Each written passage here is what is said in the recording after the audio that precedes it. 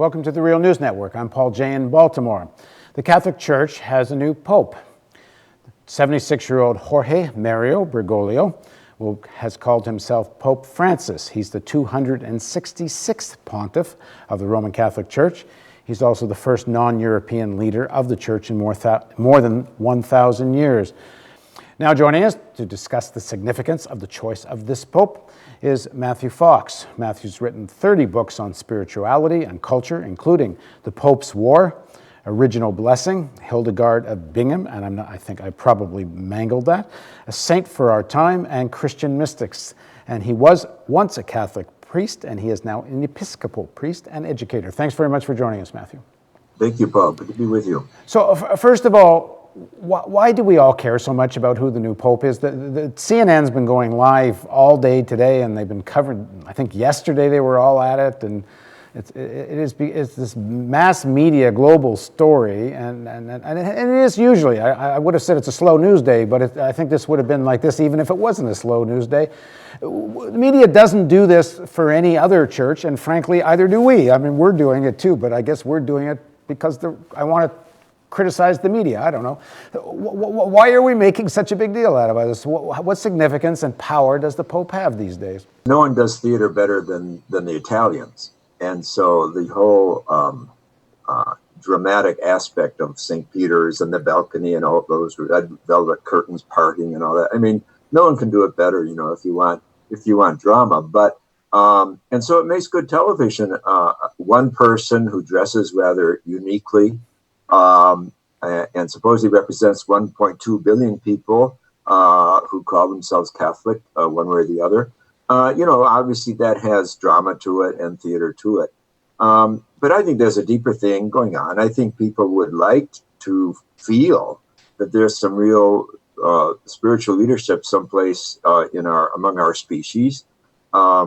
Yesterday, I wrote an article, actually, that was in Huffington Post about how my choice for Pope was the Dalai Lama, because I think he represents something of the deeper meaning of being human, the search for compassion and so forth. And I think people would like to see this in a Pope, too. It's not always the case. Pope John the 23rd, years ago in the 60s, was such a mensch and a unique person. But people do like to see, want to project on others some leadership. But then, of course, let me ask you a question. Does it find you a little odd? Because it does me. On the whole, the media expresses kind of a secular outlook on the world. I mean, it's not framed in religious grammar as it might have been a few hundred years ago. I mean, in the past, I suppose everything was framed in religious grammar, but now there's a kind of separation between people's spiritual and religious beliefs in life and the news. But the fact that they report on, an event and a man that is supposed to be infallible and is supposed to talk to God and is supposed to represent a spiritual force on earth, I mean, they're very mystical concepts, but they're taken at face value by the media. Nobody even questions them. Well, that's right. It's sentimentalized by the media, and there's very little critical thinking. And that's one reason I'm glad to be with you, and we can talk about the deeper meanings of this. But that there is a yearning or a need. And it was interesting in this Pope Francis's very short talk, he did use a phrase, something about the brotherhood of us all or something like that. So, in this time of globalization and the shrinking of the globe, and the fact that he's Argentinian and the first non-European pope in over 1,000 years, and so what, there's significance to that. The first American pope from South America. There's a certain meaning in that hey, things are being de-Europeanized, even the papacy. Right. But it doesn't go very deep, as you say. How much does the fact that the media takes all this so seriously and the appointment of the Pope so seriously, is it partly, and we'll get to this part two of this question, which is the influence it has over so many millions of people, which I think is still real. But let me go to part one of the question, which is how much is it that the Vatican is still such a financial power? That this is also the appointment of a CEO, you could say, of sorts, or a chairman of the board at least, if not the CEO, of a very powerful financial center. That's true. And of course, the financial situation of the Vatican is quite scandalous at this time. It needs cleaning up almost as much as the issues of pedophilia and cover up of pedophilia, and almost as much as the issue of the Inquisition. Because all those three things, and I write about this in my book on the Pope's War, the Inquisition has been brought back in the last 42 years with the last two popes. The financial situation is really scandalous. Just a year or so ago, the Italian government forbade Vatican credit cards to be cashed any place because there was a whole question of money laundering and all this. And this has been going on for a long time with the Vatican, the lack of transparency about finance. So, and then you have to understand that there's a real link in politics with the Vatican. I point out, for example, under Reagan, the CIA linked up with Pope John Paul II, and they attacked together. They attacked liberation theology and based communities in Latin America, and have really destroyed that whole movement as it was anyway, and replaced it with Opus Dei, Community Liberation, all of which are extreme right-wing groups that feed, right-wing values, if you will, attitudes of power over, of domination, of patriarchy, and even of fascism. Can you get back to what you were saying, that there's a new Inquisition in the church? Oh, yes. Over 105 theologians, I was just one of them, have been silenced or expelled or harassed, hounded in the last 42 years under Pope John Paul II and Benedict. And Benedict, when he was head of the Inquisition, they changed the name. It's called the Sacred Doctrine of Faith, but it used to be called the Inquisition. And he led the charge against all of us theologians. And I list the 105 there. By the way, there are several good Canadians. And that one of them dropped dead. He died of a heart attack when he was packing his bags for the 6th time to go to Rome to defend his theology. Even though the Second Vatican Council said that theologians were free to think, and there was such a thing as freedom of conscience for everyone. You see, that's what's really happened in the last 42 years, is that I think we've had two schismatic popes, because the popes and their curia have taken the real teachings of Vatican II, which were about Reformation in the church and new thinking and so forth, and linking to the gospel values of social justice. They've taken that and stuffed it. And that's what the silencing of 105 theologians means. So there's no question the Inquisition is back, and I sure hope this new pope is alert to that and turns it around. Well, let's look at the new pope, Bergoglio, now Pope Francis. What has been his role in Latin America? There's always been this split in Latin America between liberation theology and those more dominant and hierarchical sections of the church that have more or less worked with various dictatorships over the years. And of course, Argentina and Pinochet was one of them. And the church does not have a very glorious role, at least the hierarchy of the church, in its relationship to Pinochet. What is Pope Francis's history in all of this, and what does he represent? Well, from what I've read, his actions were not that courageous under the military dictatorship of that Argentina went through in 1983 and so forth. And he's received a lot of criticism for that. Also, he has not backed liberation theology in base communities. He belongs to this group called Community and Liberation, which is a very right-wing group in Italy. It's been compared to Opus Dei. They call it the Italian Opus Dei. And it claims to be lay-based, just like Opus Dei claims, but in fact it's run by clerics. And just let me jump in for people that don't know. I'm going to say, correct me if I'm wrong, because I certainly have no expertise in this, but Opus Dei represents the far right of the Catholic Church in alliance with the far right of various ruling elites in different countries, and it's a kind of secret, conspiratorial, and usually up to rather dark and nefarious things. Well, that's true. I have a whole chapter on them in my book on the Pope's War, and it's scary because they are so prominent in the Catholic Church today. They're appointing Opus Dei cardinals and bishops all over South America, and now in North America as well. And Escriva, who was a fascist Spanish priest who started Opus Dei, they rushed him into canonization faster than any saint in history. And they ignored all the people who were close to him, who saw his dark and shadow side, and his sexism, the fact that he praised Hitler. Let me say that again. He's praised Hitler, and they tell us he's in heaven. I don't know what that means. But yeah, Opus Dei needs to be watched. And they're everywhere. They're very strong in the American media.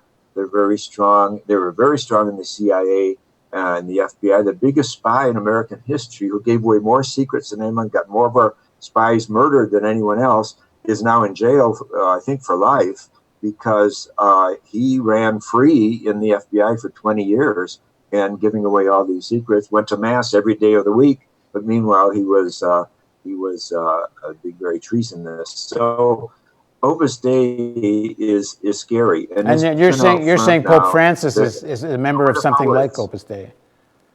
You're saying Pope Francis he wasn't a member of Opus Dei. No, something like it, you're saying. He was close to Communion and Liberation. And they are another version that's close to Opus Dei. Opus Dei began in Spain.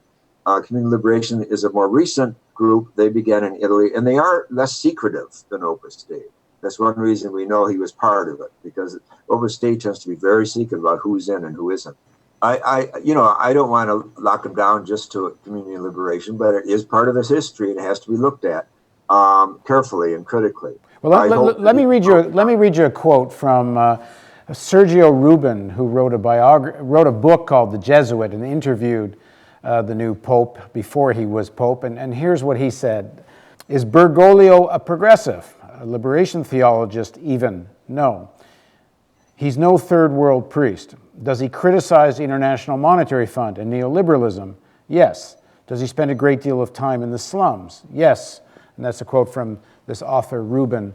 What does that tell you any more about what this guy's made of? Yes, that confirms what I know. You know, as a man, he's obviously simple, and he's not a ladder climber. They say he fired his chauffeur in his limousine. He lives simply. He walks, takes public transportation. Even he used to take the bus to work, cooks his own food, lives in a simple apartment, refuses to live in the palace that the previous hierarchy had lived there. So, you know, that's a good sign. I suspect that's part of his taking the name Francis, because Francis was also simple and humble.